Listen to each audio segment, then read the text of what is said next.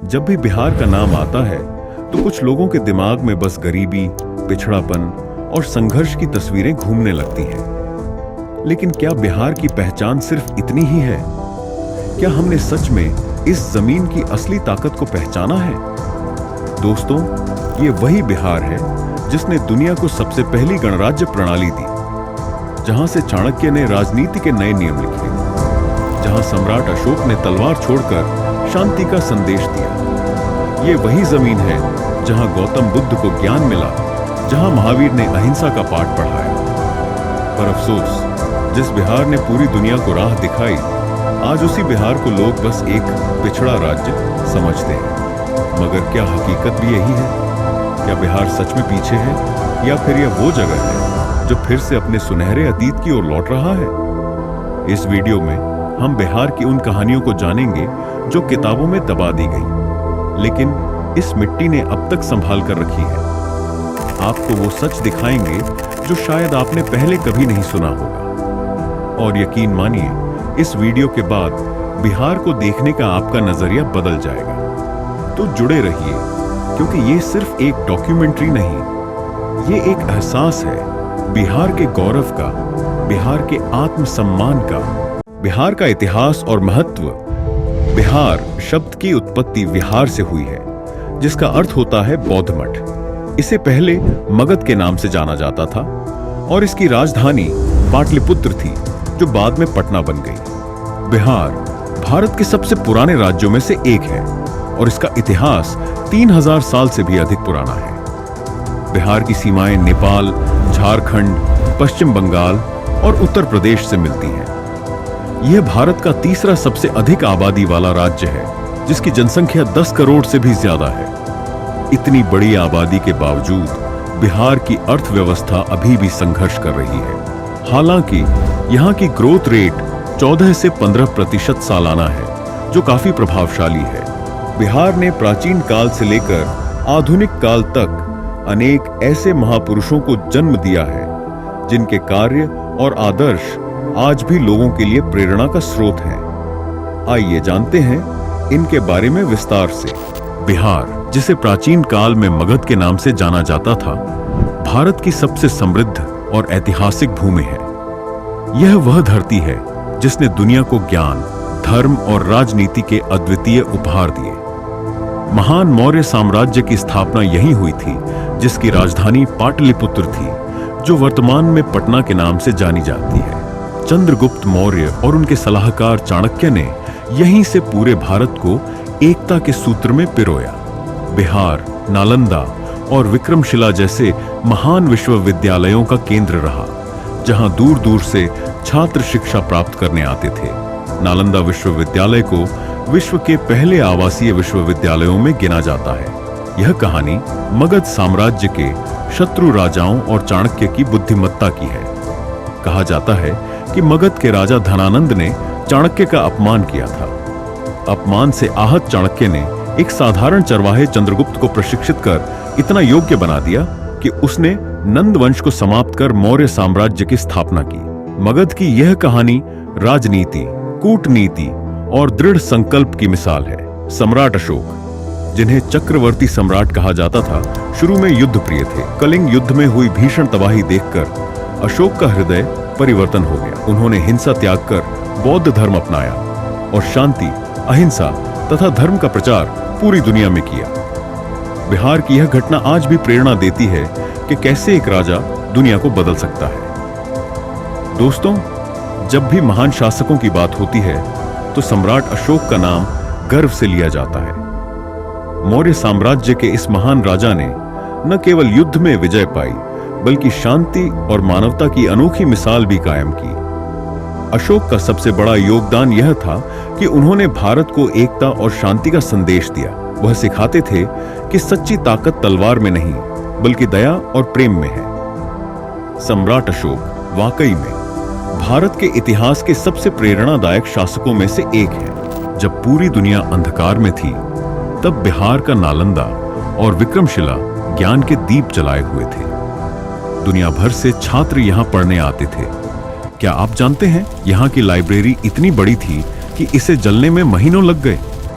बिहार के नालंदा विश्वविद्यालय को प्राचीन शिक्षा का केंद्र माना जाता है। यहाँ तिब्बत, चीन, जापान और यूनान से छात्र पढ़ने आते थे। एक दिलचस्प तथ्य यह है कि यहाँ प्रवेश के लिए कठोर परीक्षा देनी पड़ती थी। हुएनसांग और इत्सिंग जैसे विदेशी यात्री नालंदा में पढ़े और इस विश्वविद्यालय के ख्याति को दुनिया तक पहुंचाया। शेरशाह सूर्य मध्यकालीन बिहार भारतीय इतिहास का एक महत्वपूर्ण हिस्सा रहा है। इस काल में शेरशाह सूर्य का उदय सबसे उल्लेखनीय घटना थी। शेरशाह सूर्य भारत में सूर्य वंश के संस्थापक थे। उनका जन्म 1486 में बिहार के सासाराम में हुआ था। मूल नाम फरीद खान था। शेरशाह सूर्य ने 1540 में मुगल सम्राट हुमायूं को हराकर उत्तर भारत पर अपना शासन स्थापित किया था। शेरशाह सूर्य के बारे में कुछ खास बातें। उन्होंने न केवल दिल्ली की सत्ता हासिल की, बल्कि अपने कुशल प्रशासन और ग्रैंड ट्रंक रोड के निर्माण से भारत को एक मजबूत आधार दिया। उन्होंने ही भारत में डाक सेवा की शुरुआत की। शेरशाह सूर्य का मकबरा पानी से घिरी झील के बीच बना हुआ है। उनकी मृत्यु 22 मई 1545 को कालिंजर के घेराबंदी के दौरान हुई थी। गौतम बुद्ध, जिनका असली नाम सिद्धार्थ था, कपिल वस्तु के शाक्य राजकुमार थे। उनके जन्म के समय एक ऋषि ने भविष्यवाणी की थी कि वह या तो एक महान राजा बनेंगे या एक संत। उनके पिता ने उन्हें विलासितापूर्ण जीवन दिया और संसार के दुखों से दूर रखा। एक दिन सिद्धार्थ महल से बाहर निकले और उन्होंने 4 दृश्य देखे। एक बूढ़ा व्यक्ति, एक बीमार व्यक्ति, एक मृत व्यक्ति और एक सन्यासी। इन दृश्यों ने उन्हें जीवन के अस्थायित्व और दुख का एहसास कराया। 29 वर्ष की आयु में उन्होंने अपना परिवार, धन और राजपाट छोड़ दिया और सत्य की खोज में निकल पड़े। 6 वर्षों तक कठिन तपस्या करने के बाद भी उन्हें शांति नहीं मिली। अंततः उन्होंने बोध गया में बोधि वृक्ष के नीचे ध्यान लगाया। एक रात उन्हें ज्ञान की प्राप्ति हुई और वे बुद्ध बन गए। उन्होंने 4 आर्य सत्य और अष्टांगिक मार्ग का उपदेश दिया, जो दुख से मुक्ति का मार्ग है। बुद्ध ने अपना पूरा जीवन दूसरों की भलाई के लिए समर्पित कर दिया। आज बोध गया पूरी दुनिया के बौद्ध अनुयायियों के लिए श्रद्धा का केंद्र है। भगवान महावीर स्वामी, अहिंसा और सत्य के अग्रदूत। भगवान महावीर स्वामी जैन धर्म के 24वें तीर्थंकर थे। उनका जन्म 599 ईसा पूर्व बिहार के कुंडल ग्राम में हुआ था, जो वर्तमान में वैशाली जिले में स्थित है। उन्होंने सांसारिक मोहमाया त्याग कर कठोर तपस्या की और केवल ज्ञान या कैवल्य प्राप्त किया। महावीर स्वामी ने अहिंसा, सत्य, अचौर्य, ब्रह्मचर्य और अपरिग्रह के सिद्धांतों का प्रचार किया। उन्होंने जैन धर्म को एक नई दिशा दी और आत्मशुद्धि तथा मोक्ष का मार्ग दिखाया। 527 ईसा पूर्व पावापुरी में निर्वाण प्राप्त कर वे महान आत्माओं में शामिल हो गए। उनकी शिक्षाएं आज भी मानवता को सत्य और अहिंसा का मार्ग दिखाती हैं। राजगीर, इतिहास, धर्म और प्राकृतिक सौंदर्य का संगम। राजगीर बिहार के नालंदा जिले में स्थित एक ऐतिहासिक और धार्मिक स्थल है। यह प्राचीन मगध साम्राज्य की राजधानी थी और गौतम बुद्ध तथा महावीर स्वामी की तपोभूमि रही है। यहाँ विश्व शांति स्तूप, वेणुवन, सप्तपर्णी गुफा और गृद्धकूट पर्वत जैसे महत्वपूर्ण स्थल हैं। राजगीर अपने गर्म जलकुंडों और प्राकृतिक सौंदर्य के लिए भी प्रसिद्ध है। यह हिंदू, बौद्ध और जैन धर्म के अनुयायियों के लिए आस्था का केंद्र है। ऐतिहासिक, धार्मिक और प्राकृतिक महत्व के कारण यह पर्यटकों को आकर्षित करता है। बिहार के स्वतंत्रता सेनानियों ने भारत की आजादी में अभूतपूर्व योगदान दिया।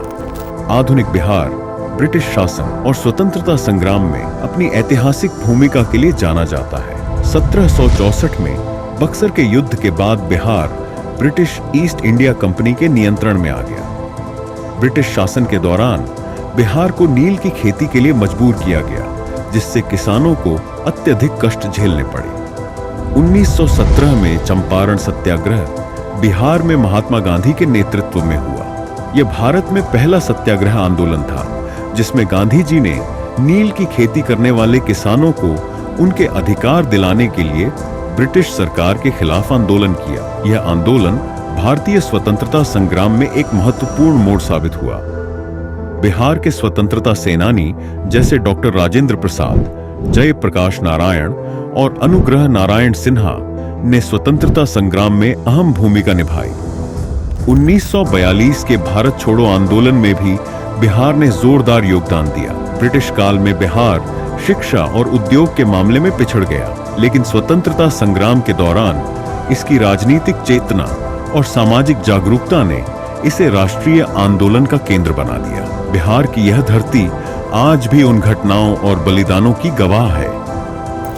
डॉक्टर राजेंद्र प्रसाद भारत के प्रथम राष्ट्रपति थे और देश के स्वतंत्रता संग्राम में उनकी भूमिका अत्यंत महत्वपूर्ण थी। उनका जन्म 3 दिसंबर 1884 को बिहार के सीवान जिले में हुआ था। वे एक प्रतिभाशाली छात्र थे और कानून की पढ़ाई करने के बाद स्वतंत्रता संग्राम में शामिल हुए।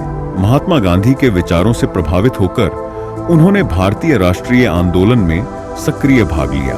1934 में उन्होंने भारतीय राष्ट्रीय कांग्रेस के अध्यक्ष के रूप में कार्य किया और भारत छोड़ो आंदोलन में भी योगदान दिया। भारत की आजादी के बाद वे संविधान सभा के अध्यक्ष बने और 26 जनवरी 1950 को स्वतंत्र भारत के पहले राष्ट्रपति बने। उन्होंने 12 वर्षों तक राष्ट्रपति पद पर रहकर देश की सेवा की। उनके नेतृत्व में भारत ने लोकतंत्र और विकास की मजबूत नींव रखी। 28 फरवरी 1963 को उनका निधन हो गया। डॉक्टर राजेंद्र प्रसाद का जीवन देशभक्ति, ईमानदारी और सेवा की मिसाल है। उनका योगदान भारतीय इतिहास में सदा अमर रहेगा। दशरथ मांझी, जिन्हें माउंटेन मैन के नाम से जाना जाता है, बिहार के गया जिले के गहलोर गांव के रहने वाले थे। उनका जीवन संघर्ष और अटूट संकल्प की मिसाल है। वे एक गरीब मजदूर थे जो रोजाना पहाड़ों को पार करके काम पर जाते थे। उनका गांव शहर से कटा हुआ था और सड़क न होने के कारण ग्रामीणों को बुनियादी सुविधाएं, खासकर अस्पताल पहुंचने में भारी मुश्किलों का सामना करना पड़ता था। एक दिन उनकी पत्नी फाल्गुनी देवी बीमार पड़ गईं और उचित इलाज के अभाव में उनकी मृत्यु हो गई। इस घटना ने दशरथ मांझी को झकझोर दिया और उन्होंने संकल्प लिया कि वे अकेले ही पहाड़ काटकर रास्ता बनाएंगे ताकि भविष्य में किसी और को इस तरह की कठिनाइयों का सामना न करना पड़े। 1960 में मात्र एक छेनी और हथौड़ी लेकर दशरथ मांझी ने पहाड़ को काटना शुरू किया। गांव वालों ने उन्हें पागल समझा, लेकिन वे अपने लक्ष्य पर अडिग रहे। कठिन परिस्थितियों के बावजूद उन्होंने लगातार 22 वर्षों तक परिश्रम किया और अंततः 1982 में पहाड़ को काटकर 110 मीटर लंबा, 9.1 मीटर चौड़ा और 7.6 मीटर ऊंचा रास्ता बना दिया। इस रास्ते ने गांव और नजदीकी शहर की दूरी 55 किलोमीटर से घटाकर 15 किलोमीटर कर दी। उनकी इस अद्भुत उपलब्धि को सरकार और समाज ने धीरे धीरे पहचाना। 2006 में उन्हें भारत सरकार द्वारा पद्मश्री पुरस्कार के लिए नामांकित किया गया। हालांकि उन्हें यह सम्मान नहीं मिला। 17 अगस्त 2007 को कैंसर के कारण उनका निधन हो गया, लेकिन उनका कार्य आज भी लोगों को प्रेरणा देता है। दशरथ मांझी का जीवन यह सिखाता है कि अगर इरादे मजबूत हों तो इंसान पहाड़ भी हिला सकता है। उनका संघर्ष और समर्पण हमेशा याद किया जाएगा। बिहार की राजनीति और सामाजिक बदलाव। लालू प्रसाद यादव बिहार के सबसे प्रभावशाली नेताओं में से एक हैं। उनका जन्म 11 जून 1948 को हुआ था। वे राष्ट्रीय जनता दल (आरजेडी) के संस्थापक हैं और बिहार के मुख्यमंत्री रह चुके हैं। उनकी राजनीति सामाजिक न्याय और पिछड़े वर्गों के उत्थान पर केंद्रित रही है। वे अपने लोकप्रिय अंदाज और जननेता वाली छवि के लिए जाने जाते हैं। हालांकि चारा घोटाले के कारण उन्हें कानूनी परेशानियों का सामना करना पड़ा, लेकिन उनका राजनीतिक प्रभाव आज भी बरकरार है। नीतीश कुमार बिहार की राजनीति में सुशासन और विकास के प्रतीक माने जाते हैं। उनका जन्म 1 मार्च 1951 को हुआ था। वे जनता दल यूनाइटेड (जेडीयू) के प्रमुख नेता हैं और कई बार बिहार के मुख्यमंत्री रह चुके हैं। उन्होंने बिहार में सड़क, बिजली, शिक्षा और कानून व्यवस्था में सुधार किया। उनकी राजनीति धर्मनिरपेक्षता और सामाजिक संतुलन पर केंद्रित है। वे कभी भाजपा तो कभी महागठबंधन के साथ गठबंधन कर सत्ता में बने रहे हैं, जिससे उन्हें कुशल रणनीतिकार भी माना जाता है। रामविलास पासवान दलित राजनीति के सबसे बड़े नेताओं में से एक थे। उनका जन्म 5 जुलाई 1946 को हुआ था। वे लोक जनशक्ति पार्टी एलजेपी के संस्थापक थे और विभिन्न सरकारों में केंद्रीय मंत्री रह चुके थे। उनकी राजनीति दलित अधिकारों, सामाजिक न्याय और गरीबों के कल्याण पर केंद्रित थी। वे किसी भी सरकार से गठबंधन करने की क्षमता के कारण सभी मौसमों के नेता कहलाते थे। 8 अक्टूबर 2020 को उनका निधन हो गया, लेकिन उनका राजनीतिक प्रभाव उनके बेटे चिराग पासवान के नेतृत्व में जारी है। ये तीनों नेता बिहार की राजनीति के प्रमुख स्तंभ रहे हैं और उन्होंने अपने अपने तरीके से राज्य की राजनीति को गहराई से प्रभावित किया है। बिहार की संस्कृति और परंपराएं बिहार में मुख्य रूप से हिंदी, मैथिली, भोजपुरी, मगही, अंगिका और बज्जिका बोली जाती है। विद्यापति, भिखारी ठाकुर और रामधारी सिंह दिनकर जैसे महान कवि बिहार से ही थे।